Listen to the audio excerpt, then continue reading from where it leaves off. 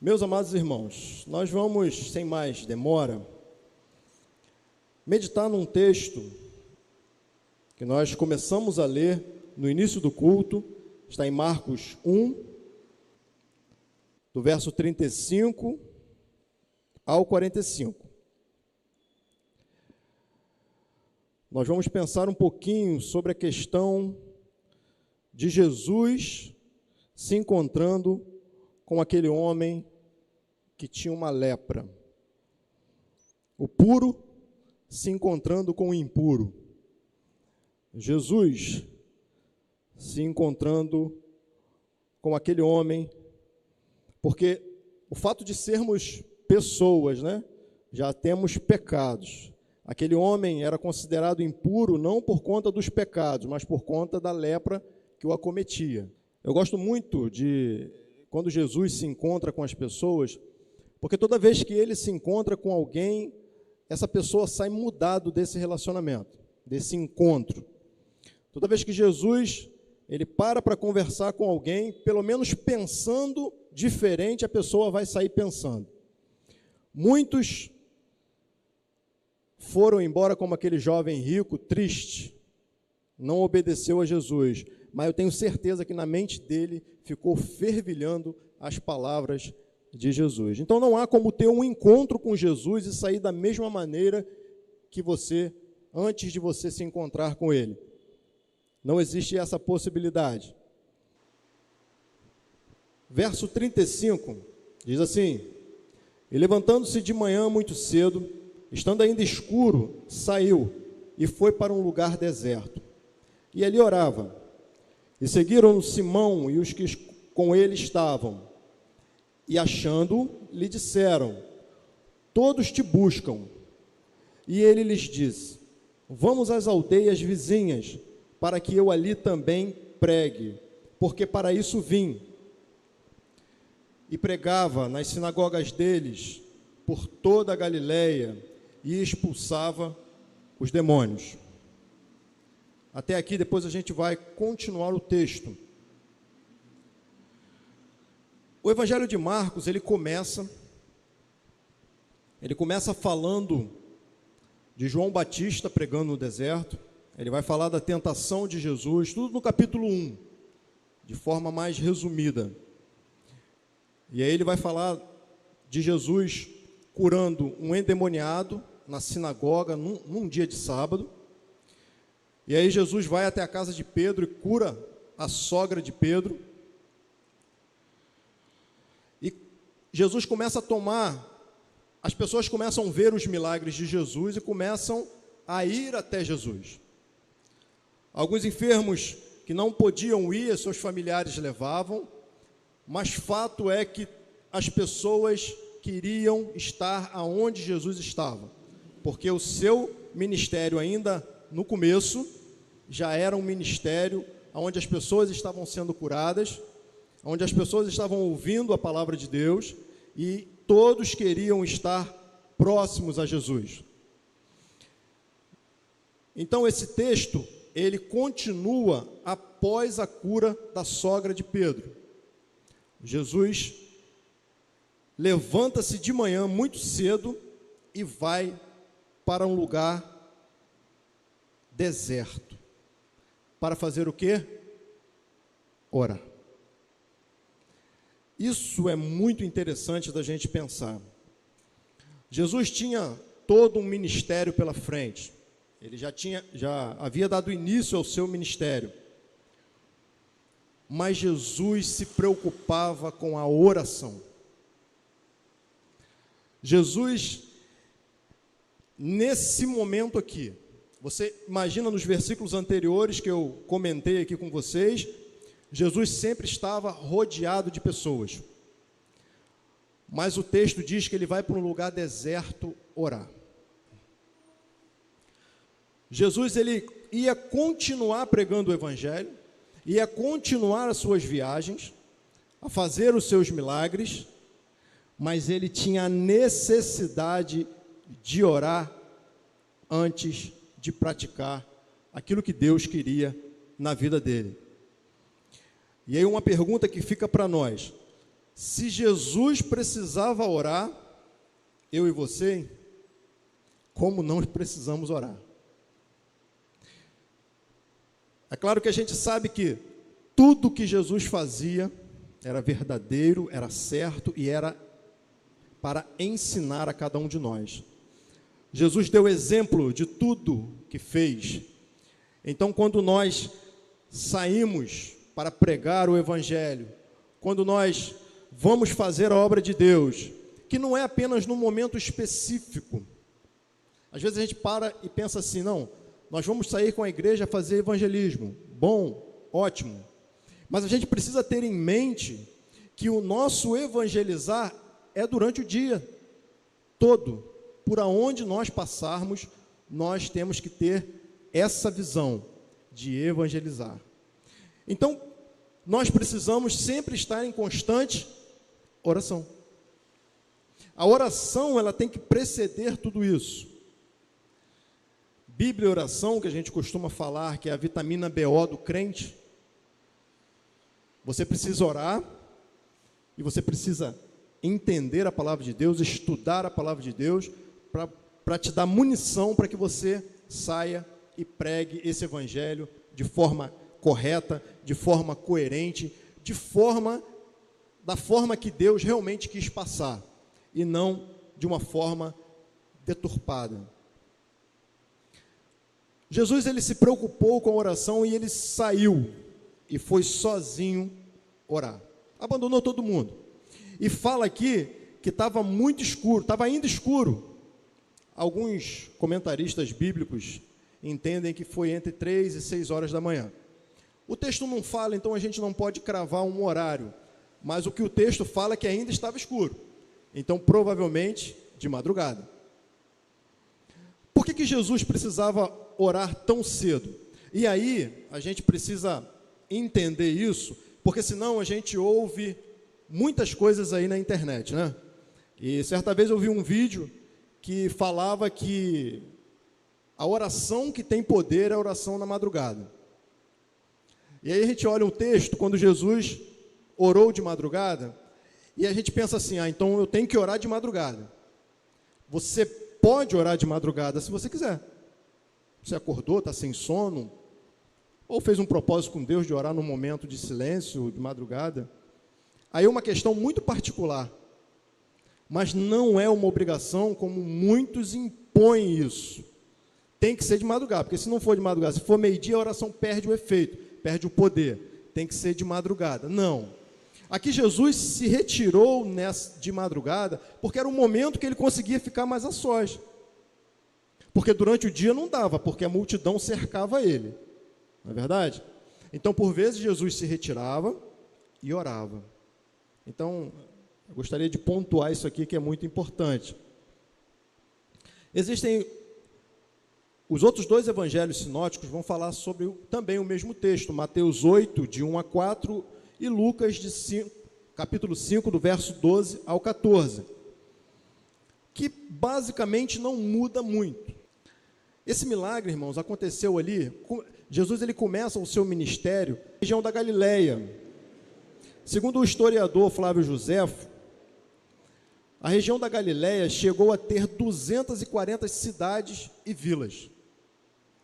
As principais cidades eram Cafarnaum, Nazaré e Tiberíades. Eram cidades que muitos pensam que eram cidades que não tinham grande importância naquela época, mas não. A Galileia era uma região desenvolvida, sim. Era uma região que articulava a questão do comércio, navegação, agricultura, pesca. Era uma região, sim, importante. Versículo 36 agora, que diz assim: seguiram-no Simão e os que com ele estavam. Ou seja, como eu falei anteriormente, Jesus foi sozinho orar. E isso traz uma lição para cada um de nós, né? Ao ler esse versículo, eu comecei a pensar, existem momentos na nossa vida que a gente precisa ter um a sós com Deus, não é verdade? Aquela coisa que você só vai contar para Deus muitas vezes, nem a esposa, nem o esposo sabe. Existem momentos assim, existem momentos que, mesmo os que estão mais próximos de nós, não podem saber aquilo que a gente só quer contar para Deus, aquilo que a gente só quer falar com Deus.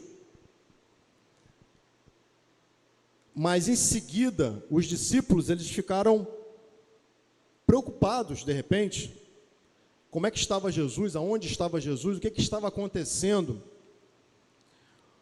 Por outro lado, a multidão estava em cima e eles falaram, todos te buscam, no versículo 37, quando eles acharam Jesus, falaram, todos te buscam. Então, de certa forma, eles estavam sendo impelidos a procurarem por Jesus. Nós, irmãos, hoje, precisamos orar. Orar muito. Orar por nós, orar pelo nosso relacionamento com o Pai. Aumentar a nossa intimidade com Deus. Ter esse a sós com Deus. Como nós precisamos desses momentos. E quando Pedro chega ali, e ele fala, todos te buscam. O interessante é a resposta de Jesus, né? Ele fala, no verso 38, vamos às aldeias vizinhas, para que ali também eu pregue, porque para isso vim. Jesus poderia ficar chateado com aquela situação e dizer, por que vocês estão me incomodando aqui, nesse momento, né, que eu estou orando?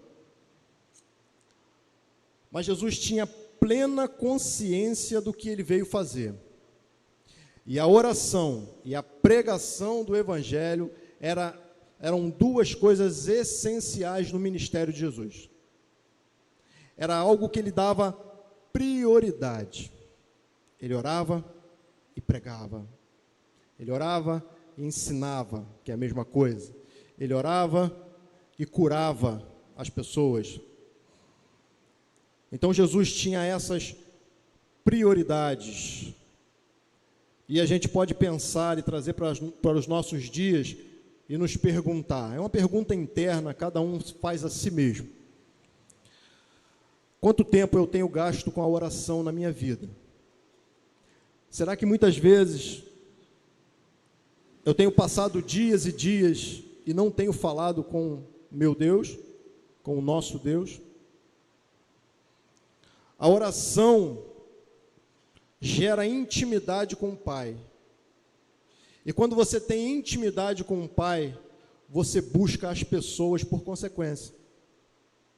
É natural, quando nós temos intimidade com Deus, nós entendemos cada vez mais qual é a obra que Deus quer para as nossas vidas. E aí a nossa intimidade com Deus nos leva ao nosso relacionamento com o próximo, nos leva à pregação do Evangelho. E Jesus ali, ele declara, vamos. E esse vamos aí, né, é algo interessante. É urgente. É agora. Não dá para esperar mais tempo. Eu preciso falar de Jesus. No caso, nós, né? E Jesus, ele trouxe Deus aos homens. Jesus é a revelação máxima do Pai. E ele fala, vamos às aldeias vizinhas. Algo que eu acho interessante aqui também é essa saída, né? Muitas vezes a gente tem a ideia de que pregar o Evangelho e cultuar a Deus é apenas no templo. Jesus aqui nos mostra algo diferente. Ele vai até as pessoas. Ele não espera as pessoas vir até ele. Nós podemos correr o risco de esperar as pessoas virem até nós. E não apenas no templo, mas na nossa vida mesmo, no nosso relacionamento com as pessoas, no nosso trabalho, no nosso colégio, onde quer que estejamos, às vezes a gente espera as pessoas virem até a gente. Nós também precisamos ir até as pessoas. E quando eu falo ir até as pessoas, é do modo que Jesus ia, não é para fazer as coisas erradas que as pessoas estão fazendo, mas é para ir fazer a diferença como Jesus fez.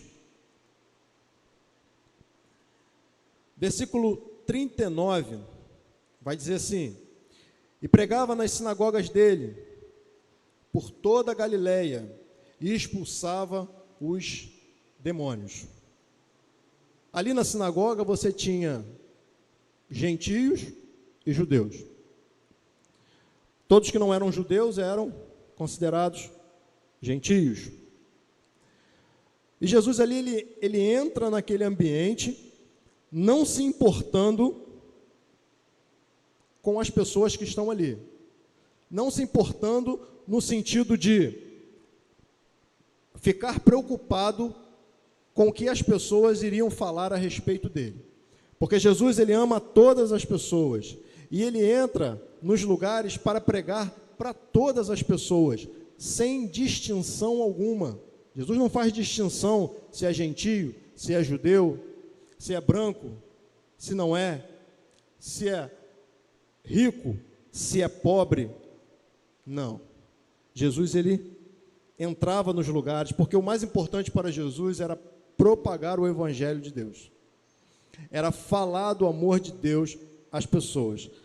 Meus queridos, quando a gente entende o poder do evangelho de Deus, o poder que o evangelho produz na vida da pessoa, a mudança que ocorre através da aceitação a Cristo Jesus e a prática desse evangelho na vida diária das pessoas, a gente entra nos lugares. Porque a nossa visão não está mais no local, mas sim nas pessoas que estão ali naquele local.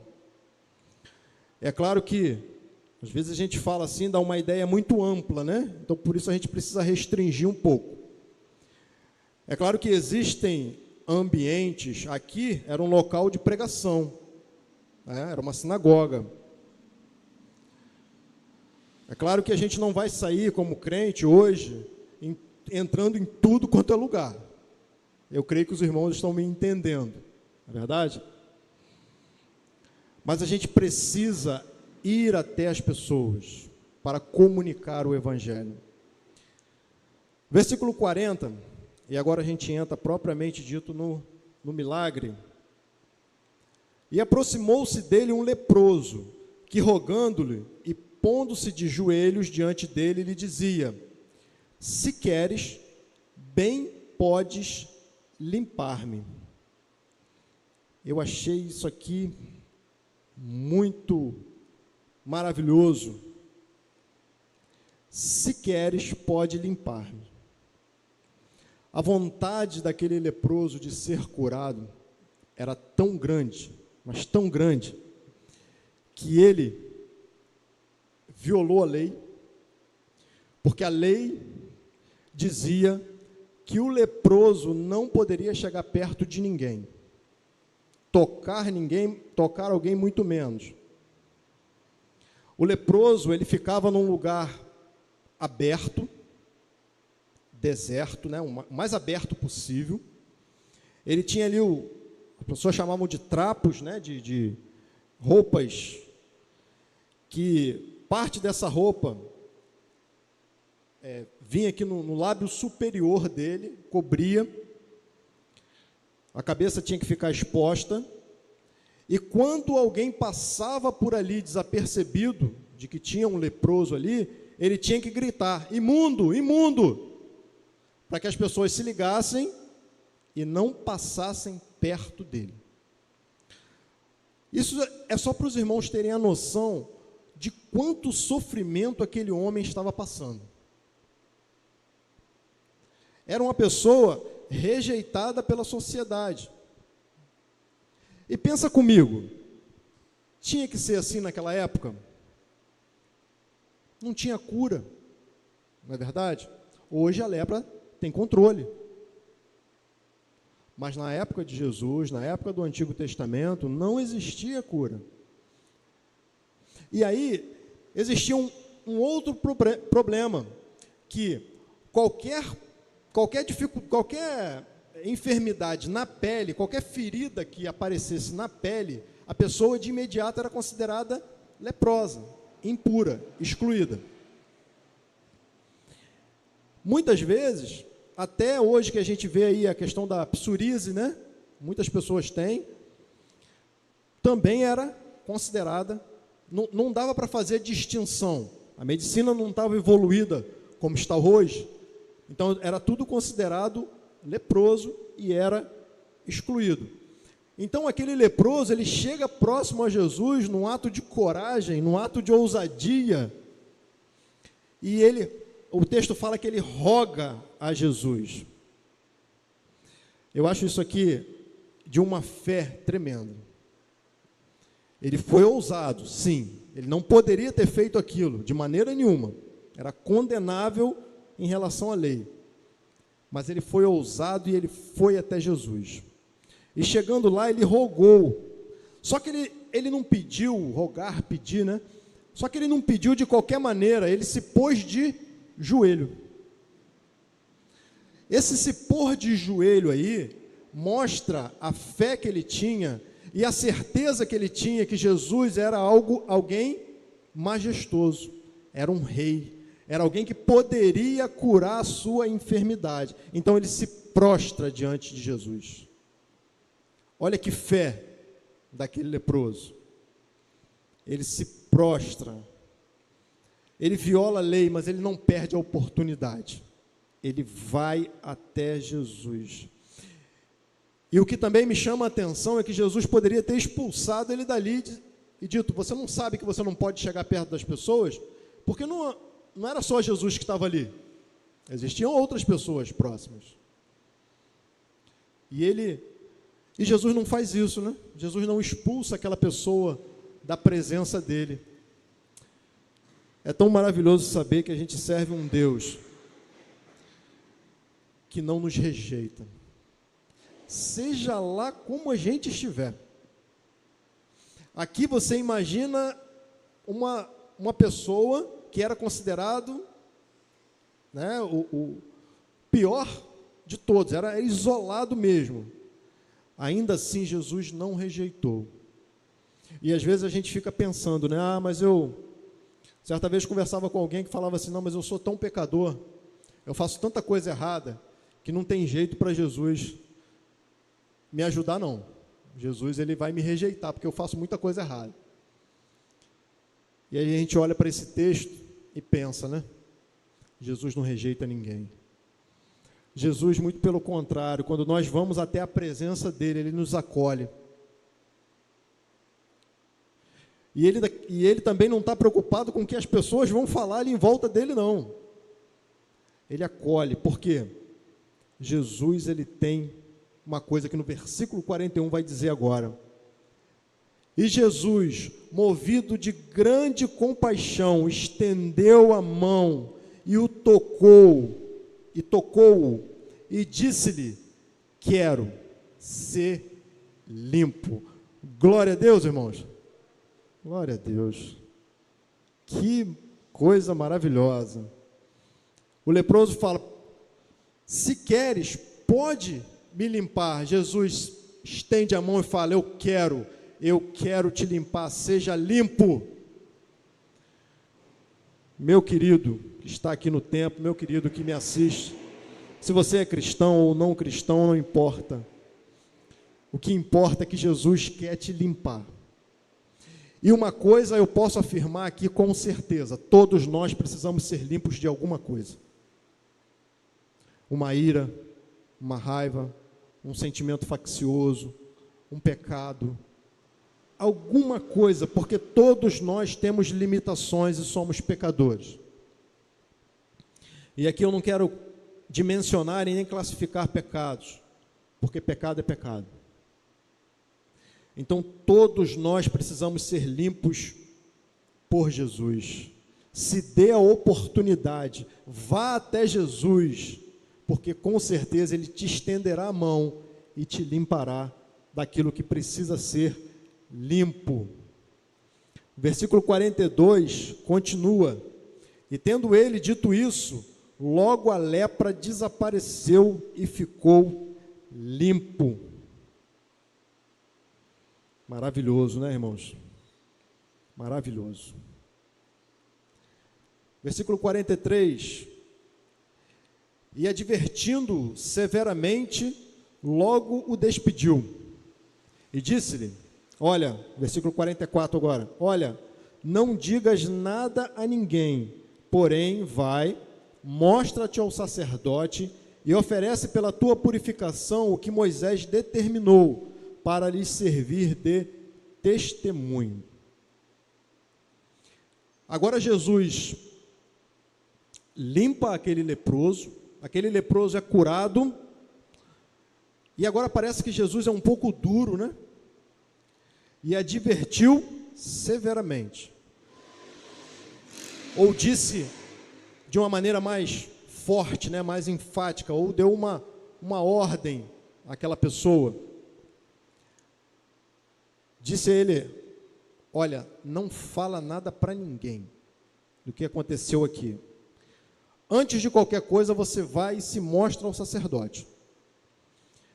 Aí, irmãos, a gente precisa voltar para o Antigo Testamento para entender um pouquinho o que acontecia com o leproso que era purificado. Levítico 14, de 2 a 4, diz assim, esta será a lei do leproso no dia da sua purificação. Será levado ao sacerdote, e o sacerdote sairá fora do arraial e o examinará. E eis que se a praga da lepra do leproso for sanada, então o sacerdote ordenará que por aquele que se houver de purificar, se tomem 2 aves vivas e limpas, e pau de cedro, e carmesim e isopo. Aí o texto, né, ele vai continuar. Se você depois quiser pesquisar um pouco sobre isso, você tem essa questão da lepra em Levítico 13, Levítico 14. Aí você volta um pouquinho lá e se aprofunda. O que Jesus estava falando para aquele leproso era, cumpra o que diz a lei. Vai lá. Se mostra ao sacerdote, porque ele vai te declarar limpo. Ele já estava limpo. Mas o sacerdote daria o carimbo. Faria com que aquele milagre de Jesus fosse reconhecido por eles. Aquele milagre de Jesus mas era importante o aval do sacerdote, para que Jesus também não fosse acusado de transgressão da lei, né? A gente vê que, quando a lei é mal interpretada pelos fariseus, os saduceus, os sacerdotes da época, Jesus intervinha. Jesus falava, não, vocês estão interpretando de forma errada. Mas quando não havia problema em se cumprir a lei naquele contexto, Jesus fazia a lei ser cumprida. Vai lá. Porque, na verdade, irmão, Jesus nunca violou nenhuma lei. Ele só deu a real interpretação da lei, que tinha se perdido ao longo dos anos. A questão toda era essa. A lei, ela foi sendo moldada conforme o pensamento daqueles que aplicavam a lei. E quando Jesus veio, ele falou, não, peraí, vocês estão interpretando de forma errada. Mas aqui Jesus manda cumprir a lei. Exatamente como foi dada a Moisés.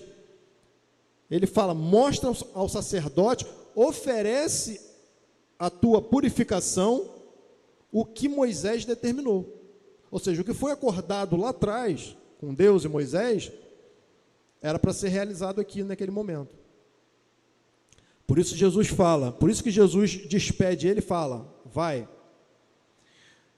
Porque também, irmãos, existia uma série de coisas. As pessoas que conheciam ele como leproso, agora, será que iriam realmente acreditar no que havia acontecido? Se o sacerdote não desse a chancela dele, e dissesse, realmente, ele está limpo. Então isso era para corroborar a cura. E era para trazer aquele leproso de volta à sociedade que ele estava inserido, a sociedade judaica. Então era importante e era necessário que o sacerdote o declarasse puro. Por isso Jesus o fez. Eu vejo aqui também, irmãos, que toda ordem que Jesus dá, mesmo que a gente não entenda de imediato, a gente precisa cumprir. Porque quando a gente cumpre uma ordem de Jesus, a gente está declarando para Ele que confia nele, ainda que a gente não entenda o que vai acontecer. Ou ainda que a gente esteja achando que aquela ordem é uma ordem que não deveria ser dada. Mas a confiança que nós temos em Jesus é que tudo que Ele faz por nós é bom, é perfeito, é para nos abençoar. Então não cabe a nenhum de nós questionar uma ordem de Jesus. E o interessante é que depois de tudo isso, aquele homem não obedece à ordem de Cristo. Não obedece. E aí eu também penso, né, que muitas vezes Jesus nos cura de tanta coisa, Jesus nos abençoa de tantas formas, e quando Ele nos dá uma ordem expressa para fazer determinada coisa na nossa vida espiritual, na nossa vida material, seja onde for, a gente desobedece, a gente dá um passo para trás, por N motivos, mas o fato é que aquele homem desobedeceu Jesus. Olha o que diz o versículo 45. Mas tendo ele saído, o homem, começou a apregoar muitas coisas e a divulgar o que acontecera, de sorte que Jesus já não podia entrar publicamente na cidade, mas conservava-se fora, em lugares desertos, e de todas as partes iam ter com ele. Toda transgressão, toda desobediência gera uma consequência. Isso não tem para onde a gente correr. Tudo que você faz é a questão da causa e efeito. Tudo que você faz, o que você desobedece, existe uma consequência. Às vezes essa consequência vem diretamente para você, ou às vezes essa consequência atinge uma outra pessoa.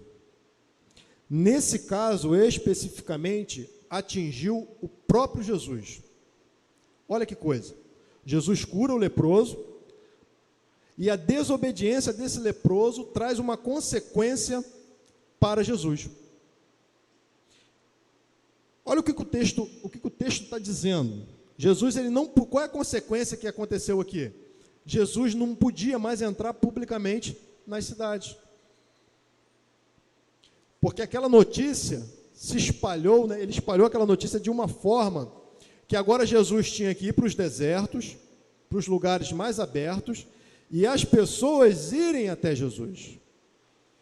Jesus agora estava com dificuldade de entrar nas cidades por conta da desobediência de uma pessoa.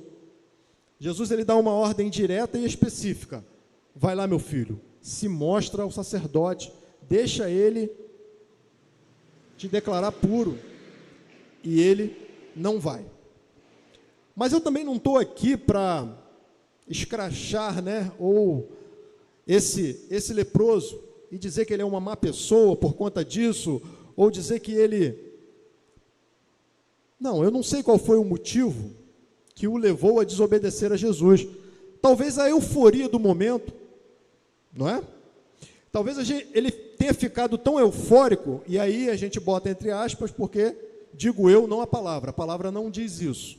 Então a gente tem que ter esse cuidado. Mas a gente pode pensar, talvez ele tenha ficado tão eufórico com aquela cura. Você imagina um corpo cheio de ferida, daqui a pouco está tudo limpo, assim. Deve ter sido algo maravilhoso. Deve ter sido algo assim. E naquela euforia, ele poderia estar tão entusiasmado com aquela situação que quem ele encontrava pela frente, ele contava, olha, Jesus, ele é o cara. Talvez, até mesmo dentro dessa desobediência, ele tenha pregado Jesus para as pessoas. Então eu não quero transformar esse leproso numa pessoa ruim. Mas eu quero dizer para cada um de nós, para mim e para você, que nunca é bom desobedecer Jesus. Porque ele poderia ter se mostrado ao sacerdote, o sacerdote ter chancelado lá a sua cura, torná-lo, não, realmente agora você está puro, você pode voltar ao convívio, à sociedade. E saindo de lá, ele já poderia sair pregando Jesus, falando de Jesus para tudo, para quem ele encontrasse pela frente, não é verdade? Então, quando Jesus dá uma ordem, sempre é bom obedecer. Porque a desobediência vai trazer consequências. E consequências ruins. E essas consequências, como eu falei, pode ser para você ou pode ser para quem está do seu lado. Tem coisas que a gente desobedece a Jesus, que quem sofre é o nosso cônjuge, quem sofre são os nossos filhos. Quando vem uma separação, por exemplo. E tantos outros exemplos que eu poderia dar aqui, e que muitos, os irmãos já sabem muito bem. Desobedecer nunca é uma boa escolha, principalmente a Jesus. Não desobedeça Jesus. Faça aquilo que ele te mandou fazer, e os resultados vão ser muito melhores no final. Eu tenho certeza disso.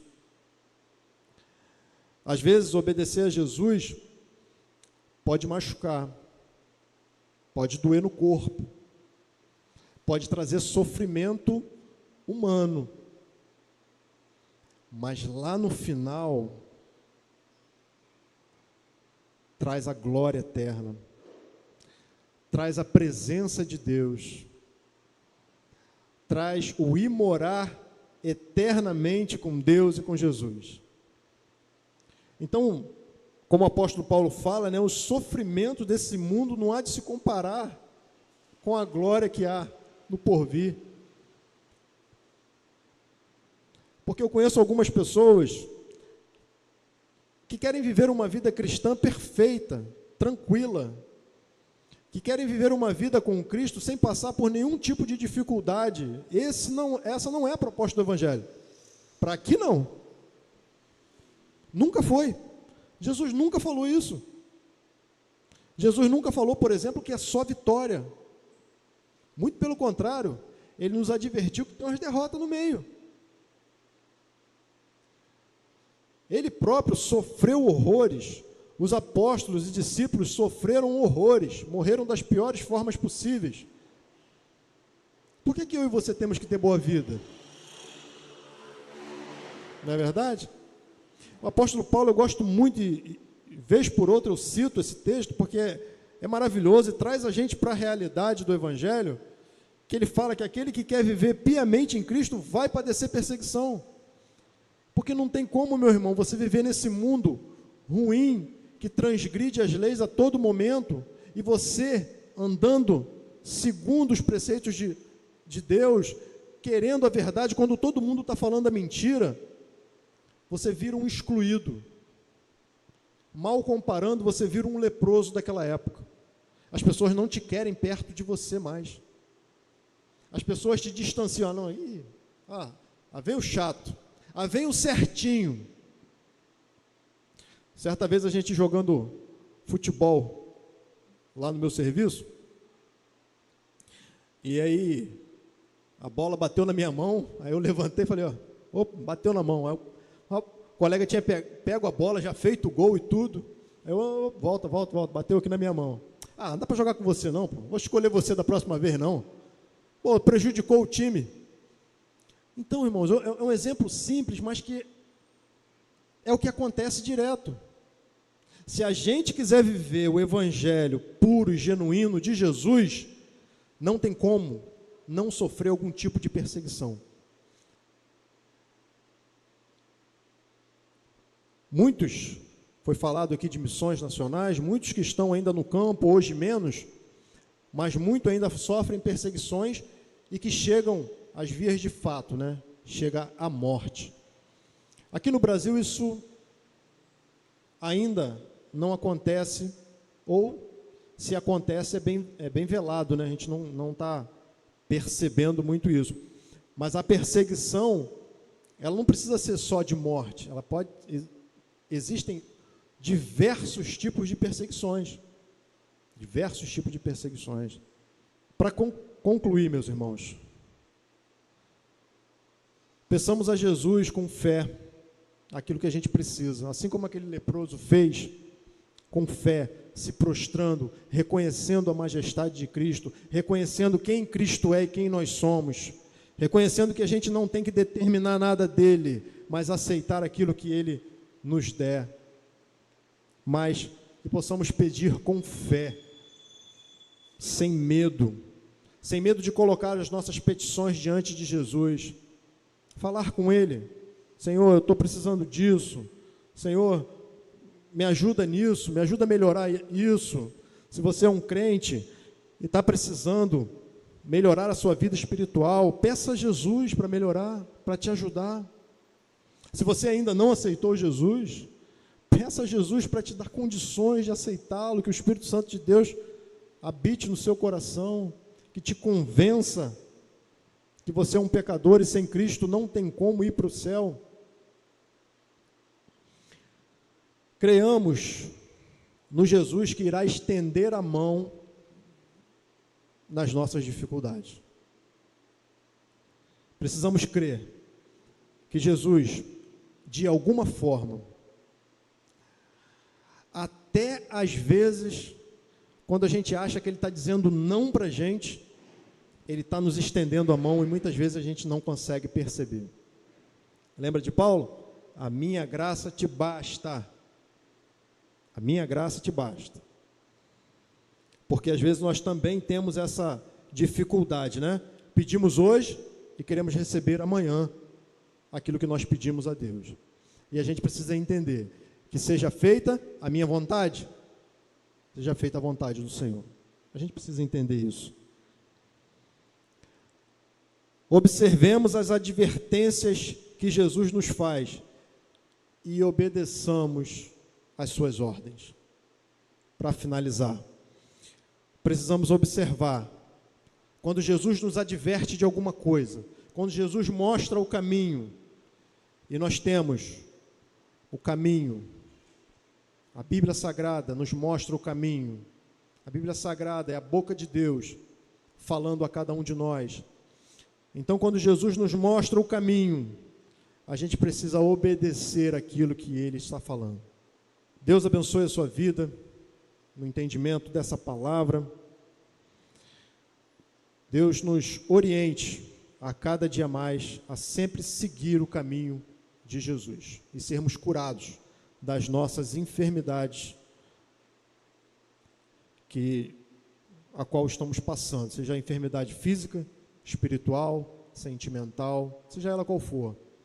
Jesus está à frente e Jesus sempre nos estende a mão.